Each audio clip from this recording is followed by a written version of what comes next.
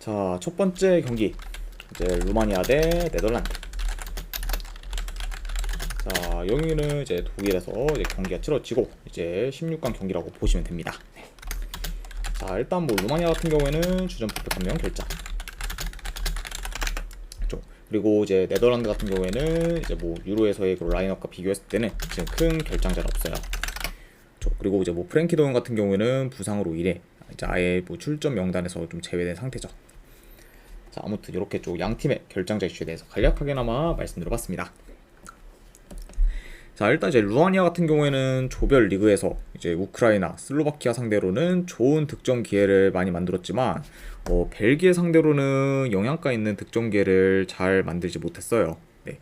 그래서 물론 이제 벨기에 전에서도 다른 경기들과 마찬가지로 유효 슈팅은 좀 비슷했지만 대부분 좀 중거리 슛이 많았고, 그리고 몇몇 좋은 득점 기회도 루마니아가 자발적으로 만들었다기보다는 벨기에 수비수들의 실수로 약간 좀 만들어졌습니다. 네. 그렇죠. 그러니까 확실히 좀 이런 점을 고려했을 때 루마니아가 수비 밸런스가 좀 좋은 팀 상대로는 좀 영향가 있는 득점 기회를 잘 만들지 못하고 있다. 좀 이렇게 좀 볼 수 있을 것 같아요. 자, 아무튼 이렇게 좀 말씀을 드려봤고, 자, 그러다 보니까 지금 뭐 수비 밸런스가 좋고 그리고 뭐 중원 장악력이 괜찮은 네덜란드 상대로도 루마니아가 다소 공격에서 고전할 수도 있다고 봅니다. 네. 그리고 이제 그러다 보면은 약간 지난 좀 벨기에 전처럼 좀 루마니아가 영향가 있는 득점 기회를 자발적으로 만들기는 좀 어려울 수도 있지 않을까 좀 생각을 해봐요. 그러다 보니까 약간 이런 점을 고려했을 때 뭐 이제 루마니아가 좀 결국 뭐 이제 좀 수비 후 이제 역습 플레이가 뭐 강제될 수 있다, 이렇게도 말씀드려봅니다.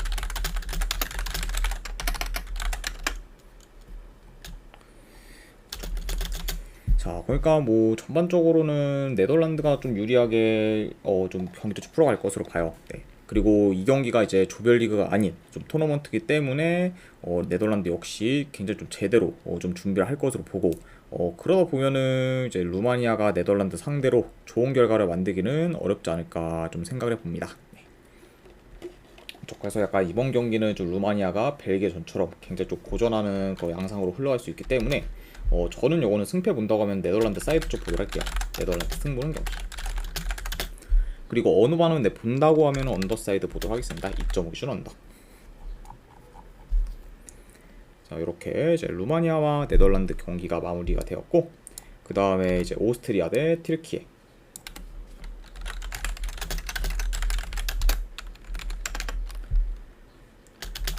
자, 일단 이제 오스트리아 같은 경우에는 지금 패트릭 위머가 결장 중. 그리고 추가로 지금 수비수인 트라우너 같은 경우에는 결장 의심 사항입니다. 자, 그리고 이제 튀르키예 같은 경우에는 지금 차라노올루 그리고 아카이딘이 결장 중입니다. 자, 그러니까 확실히 좀 수비와 그런 좀 미들진에서의 전력 누수가 있는 그런 튀르키예라고 볼 수 있어요. 자, 아무튼 이렇게 양 팀의 결장자에 대해서 간략하게나마 말씀드려봤습니다. 자, 일단 이제 오스트리아 같은 경우에는 직전 경기 이제 네덜란드 상대로 승리를 거두며 1위로 16강에 진출했습니다. 네.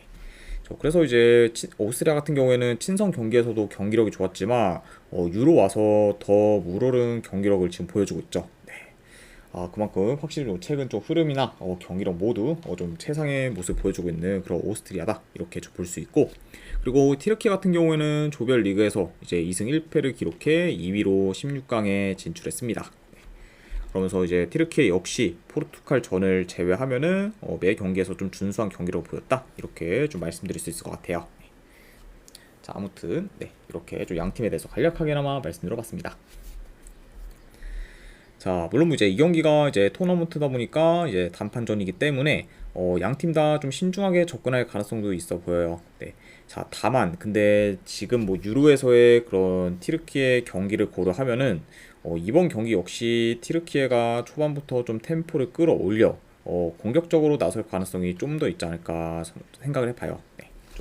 그리고 만약에 이제 튀르키예가 그런 식으로 좀 이제 경기를 풀어간다고 하면은 자연스럽게 좀 템포 빠른 경기로 흘러가지 않을까 좀 생각을 해봅니다. 네. 그러니까 확실히 뭐 이 경기 같은 경우는 좀 템포 빠른 경기로 흘러가는 요소가 있는 경기다, 이렇게 말씀드려봐요. 자, 물론 뭐 지금 튀르키예도 좋은 폼을 보이고 있지만 그 이상으로 지금 오스트리아의 폼이 굉장히 좋고, 그리고 오스트리아 같은 경우에는 현재 모멘텀도 지금 최고조에 달했기 때문에 이런 오스트리아가 튀르키예 상대로 전혀 뭐 밀릴 게 없다 보니 오히려 뭐 유리하게 좀 경기를 풀어가며 좋은 결과를 좀 만들지 않을까 좀 생각을 해봐요. 그렇죠. 아무래도 솔직히 뭐 좀 수비 면에서도 뭐 튀르키예보다는 오스트리아가 더 안정적이고, 그리고 이 경기가 만약에 뭐 화력전으로 간다 해도 오스트리아가 현재 뭐 튀르키예에 비해 화력에서도 밀릴 게 없다 보니까 이런 약간 여러 방면으로 봤을 때도 오스트리아가 더 좀 유리하지 않을까 생각을 해봅니다. 그래서 저는 이 경기는 내 승패 본다고 하면은 오스트리아 사이드 보도록 할게요. 오스트리아 승 보는 경기. 그리고 어느바 본다고 하면 이건 오바 사이드로 접근하도록 하겠습니다. 2.5 기준 오바. 자, 아무튼 이렇게 이제 유로 경기는 마무리가 되었고, 그 다음에 코파 아메리카 경기 바로 이어가 보도록 할게요. 자, 브라질 대 이제 콜롬비아.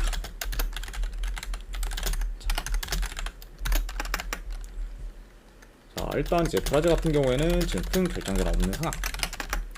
그리고 이제 콜롬비아 같은 경우에는 주전수로 3명 결장. 이 정도로 양 팀의 결장자 이슈에 대해서 간략하게나마 말씀드려봤습니다. 자, 일단 지금 브라질 같은 경우에는 승점 4점으로 2위, 그리고 콜롬비아 같은 경우에는 승점 6점으로 1위에 위치해 있습니다. 네. 그러니까 이제 이 경기가 조별리그 마지막 경기다 보니까 만약에 이제 만약에 이제 브라질이 이기게 되면은 브라질이 이제 1위로 올라오면서 16강에 좀 진출하게 된다, 이렇게 좀 말씀드려봐요. 자, 그리고 이제 이 조 같은 경우에는 2위로 만약에 8강에 올라간다고 하면은 우루과이를 만나야 되다 보니까 양 팀한테 있어서는 그건 굉장히 좀 부담스러울 수도 있다고 봐요. 네. 그러다 보니까 확실히 좀 양 팀 다 지금 1위로 8강에 올라가는 게 좀 중요할 수 있습니다.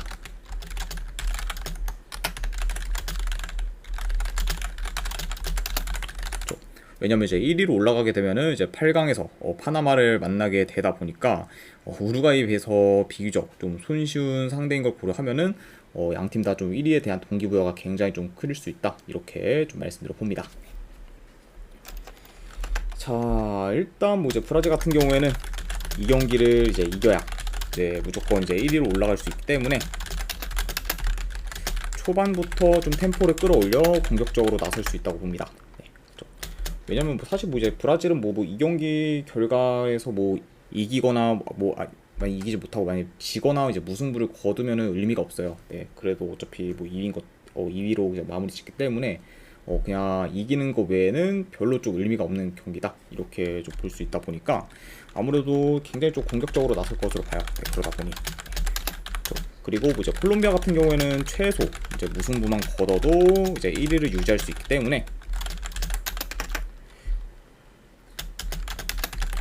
좀 더 브라질에 비해 안정적으로 플레이할 가능성이 있어 보입니다. 그러니까 확실히 현재 지금 더 급한 팀은 브라질이다 보니까 브라질이 더 적극적으로 공격에 나설 수 있다, 이렇게 좀 말씀드려봐요. 자, 그래도 이제 브라질이 템포를 끌어올리게 되면은 자연스럽게 경기는 좀 스피디하게 진행될 수 있고, 그러다 보면은 좀 공격적인 양상으로도 흘러갈 만한 요소가 있지 않을까 생각을 해봅니다. 자, 일단 뭐 지금 브라질이 흐름이 안 좋았고, 그리고 경기력도 확실히 좀 예전보다는 좀 떨어진 감이 있긴 했지만 그래도 이제 직전 경기 이제 비록 좀 약체긴 해도 볼리비아 상대로 4대1 대승을 거두며 어느 정도 공격 흐름을 잘 살렸습니다. 네. 그러니까 확실히 좀 처져 있던 그런 분위기가 좀 직전 경기 좀 대승을 통해서 어느 정도 좀 환기가 된 그런 상태라고 볼 수 있고, 자, 다만 근데 그런 좀 브라질이라고 하지만 현재 지금 콜롬비아의 폼이 최상인 점 플러스 지금 콜롬비아 같은 경우에는 친선 경기 포함 10연승을 거두고 있을 정도로 상승세가 지금 대단하기 때문에 이런 점을 좀 고려하면은 브라질이 마냥 좀 쉽게 경기를 풀어가기는 어려울 수도 있지 않을까 좀 생각을 해봐요. 게다가 이제 지난 작년 11월인가요? 네, 월드컵 예선전에서도 이제 두 팀이 맞붙었을 때도 이제 콜롬비아가 승리를 거뒀었죠. 네. 자, 근데 제 약간 좀 개인적인 생각으로는 뭐 이번 경기까지 브라질이 좀 콜롬비아 상대로 연달아 좀 질 것 같진 않아 보여요. 네. 자, 다만 뭐 그렇다고 해도 뭐 브라질이 현재 콜롬비아 상대로 이제 좀 대승을 거둘 거랑 기대도 잘 없기 때문에 저는 이 경기는 승패보다는 고배당 자비로 접근을 하는 게 조금 더 낫지 않나 생각을 해봅니다. 네. 그러니까 약간 이런 점을 고렸을 때는 아무래도 브라질 햄무나 안 그래도 무승부 중에서 이제 결과가 나올 가능성이 더 높지 않을까 생각해서 이거는 고배당 자비로 햄무알부로 접근하는 경기. 안 그러면 어느 발을 간다고 하면은 오버사이드로 접근하는 경기. 네, 이렇게 한번 가져가 보도록 할게요. 그래서 브라질 햄무알부 2.595바로 가져가 보도록 하겠습니다.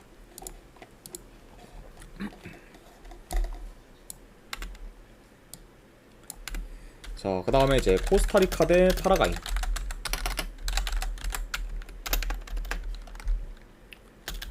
자, 일단 이제 코스타리카 같은 경우에는 주전 공격수 1명 결장. 그리고 파라과이 같은 경우에는 주전 메디크 1명이 결장 중입니다. 자, 일단 이제 파라과이 같은 경우에는 콜롬비아와 브라질 상대로 연달아 졌고 이제 이로 인해 탈락이 확정되었습니다. 네, 그렇죠. 그래서 만약에 뭐 이번 경기 파라과이가 이긴다고 해도 이제 승점 3점으로 3이기 때문에 8강 진출이 이제 불가능하다고 볼 수 있어요. 네, 그렇죠. 그러니까 확실히 뭐 동기부여 자체가 없는 그런 좀 파라과이라 볼 수가 있고 그리고 이제 코스타리카 같은 경우에는 승점 1점으로 지금 3위에 위치해 있습니다. 네. 자, 다만 뭐 지금 뭐 3위 위치에 있다고 해도 이번 약간 좀 경기 결과에 상관없이 좀 뭐 파라과이와 마찬가지로 지금 탈락이 기정사실화 되었다 이렇게 좀 말씀드릴 수 있을 것 같아요. 네, 자, 물론 이제 코스타리카가 이제 8강에 진출할 경우의 수가 있긴 해요. 네, 다만 근데 그거는 좀 경우의 수를 좀 말씀을 드리면은 일단 코스타리카가 파라과이 상대로 좀 대승을 해야 된다는 전제가 좀 깔립니다. 네, 일단 뭐 만약에 뭐 5, 6점 차 이상의 그런 좀 대승을 거두고 그리고 브라질이 콜롬비아 상대로 지면은 코스타리카가 좀 브라질가 좀 승점은 같아지지만 골득실 차에서 이제 우세를 하며 이제 8강 진출이 가능해져요. 자, 다만 근데 지금 현실적으로 봤을 때는 그럴 가능성은 제로에 가깝기 때문에 사실상 지금 뭐 코스타리카도 탈락이 유력하다고 볼 수 있습니다. 자, 그러니까 약간 좀 이런 점을 고려했을 때는 양 팀한테 있어 굉장히 좀 뭐 동기부여가 없을 만한 경기다 이렇게 뭐 좀 전해드립니다. 자, 일단 뭐 전반적으로 느린 템포로 좀 진행될 수 있다고 봐요. 아무래도 코스타리카가 솔직히 뭐 경기를 치르는 걸 다 봤을 때는 템포가 좀 느린 경우가 굉장히 많았기 때문에 이번 경기 역시 좀 느린 템포로 진행될 수 있고 그리고 양 팀 다 지금 큰 의미 없는 경기이기 때문에 뭐 좀 친선 경기 마냥 굉장히 좀 부담 없이 진행될 수 있다고 봐요.